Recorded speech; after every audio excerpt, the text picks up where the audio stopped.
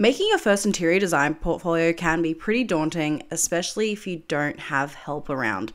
So in today's video, I'm going to show you what's in my portfolio in the hopes of helping you out. I have actually done a portfolio reveal once before, and that was about a year ago. Obviously, my portfolio has changed and I've learned some things.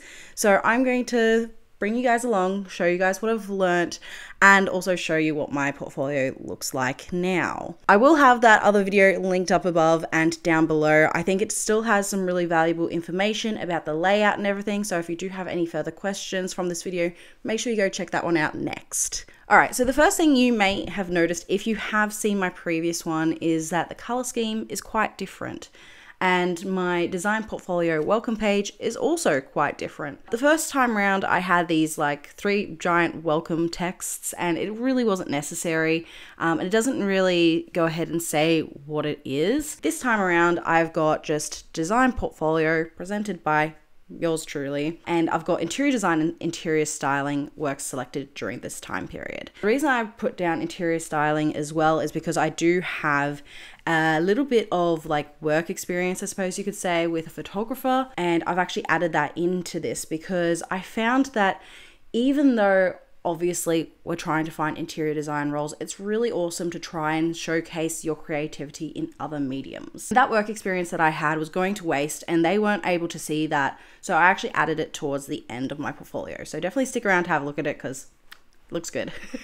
The other thing that you may have noticed if you have seen my previous video is that the color scheme is much more muted down and much more neutralized, I suppose you could say. I said previously that I'm quite a contemporary sort of designer.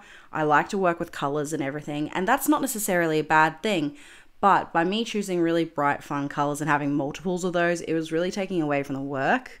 So I've gone ahead and muted that all really far down, but try to keep it kind of similar to what is currently trending. So I've technically got 3 colors that pop up, which is this really dark green, a really dark reddy purple, and this off-white neutral sort of color that's teetering on a yellow gray. And this just allows my work to really stand out. So this is now my table of content page. As you can tell, it is similar sort of structure to my previous one, but it's just been refined a bit. Still has the welcome thing. I really should change that, I reckon. I was thinking about putting some text in that green bit below, but I don't think it's really necessary once you get to the About Me section. So that's obviously in the next page over, but it has project 1, 2, 3, 4, and project 5. So in comparison to my previous one, this About Me is much more professional looking. I actually got this idea from another person's About Me section in their design portfolio, and I would 100% recommend doing that. Having a look at other people's design portfolios, even if it's a graphic design, architectural design, or interior design, it's really great to have a look at that because it can give you some inspiration as terms of layout and how things should probably be presented.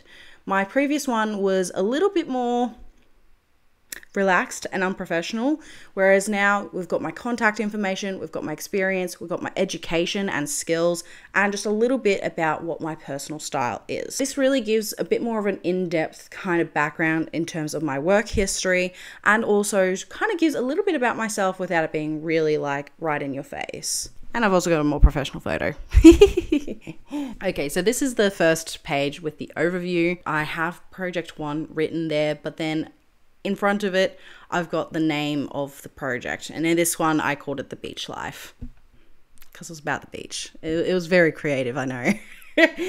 And I've just refined this page a little bit, so I've still got the color scheme that's going throughout my entire portfolio. So I've got that reddish purple that's coming through, but then I've also got that little strip there that is the actual color palette that I utilized throughout the project, and I've just made it a bit smaller. It doesn't need to be that big, but that's how I've decided to do it. The overview pretty much stayed the same. Make sure that there's no like spelling mistakes or grammatical errors. Like, we've got so much technology these days, it really isn't an excuse. So make sure you definitely go ahead and double check that before you go sending it out to anyone, really.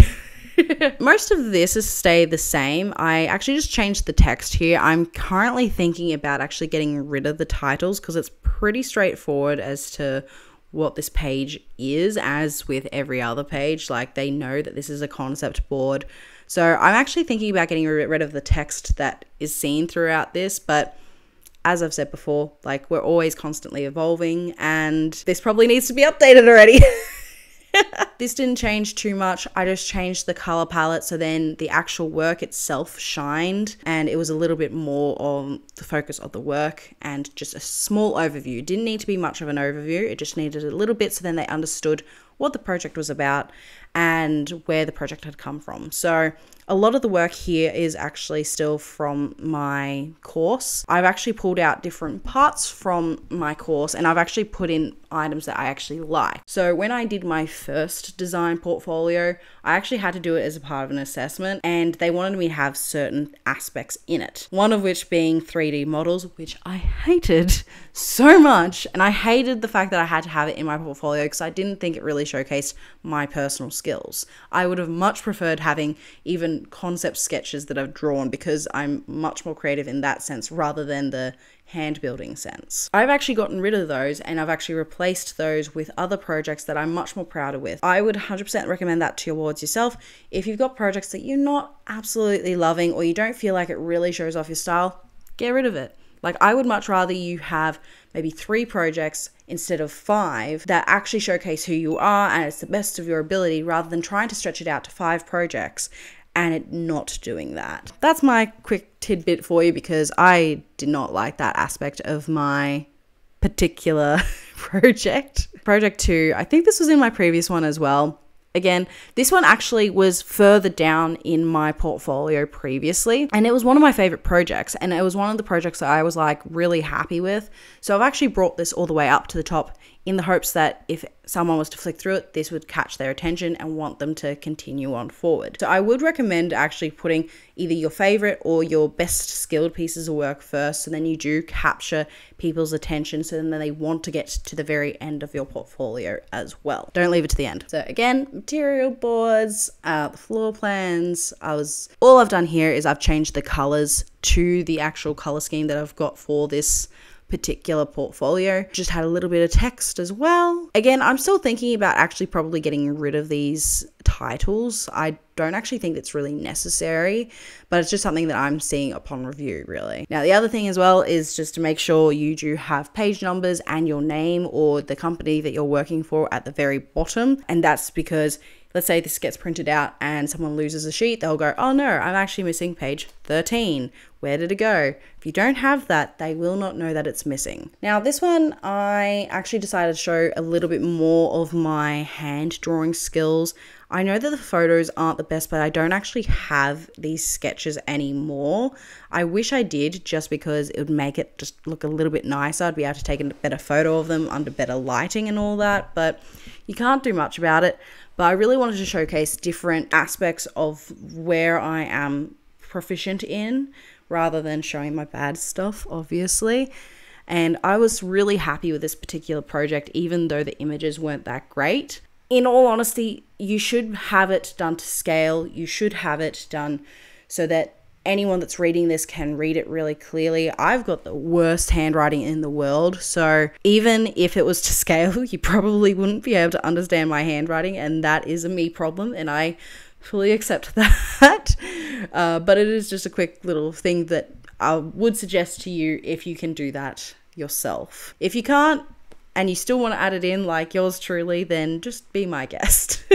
Project 4. This now is definitely a new one. You guys definitely did not see this one in my previous one. And this was actually one of my very first projects that I ever did that I was so proud of. It was a full house. Like, I loved the color scheme and I loved just the vibe of the space.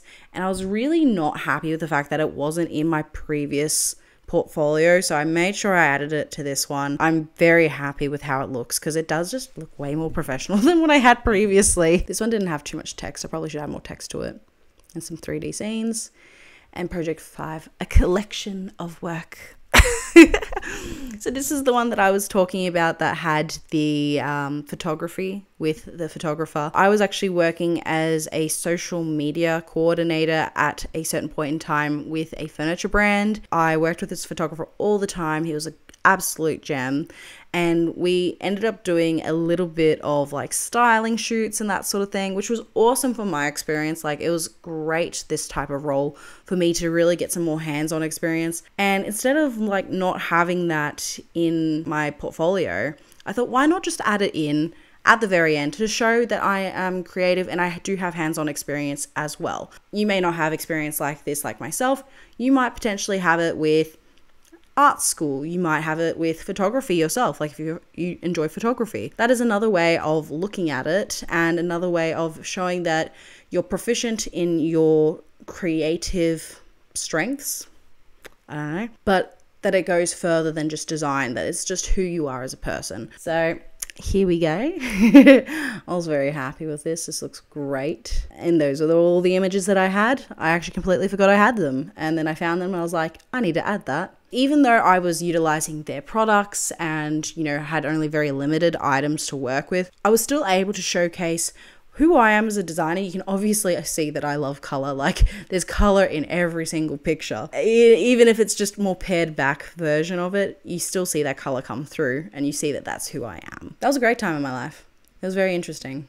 Anyhow, very last page is the final words. So this is where I usually say, okay, this is where these projects were from. So obviously you don't want to lie. You want to be completely honest about where these projects came from. For me, this was during my diploma. This is when I was still studying. Honestly, I could probably add some stuff that I have done since then, but I just don't feel the photography really allows the space or my work to shine. So that's why I haven't done it. And then I've got my contact information again.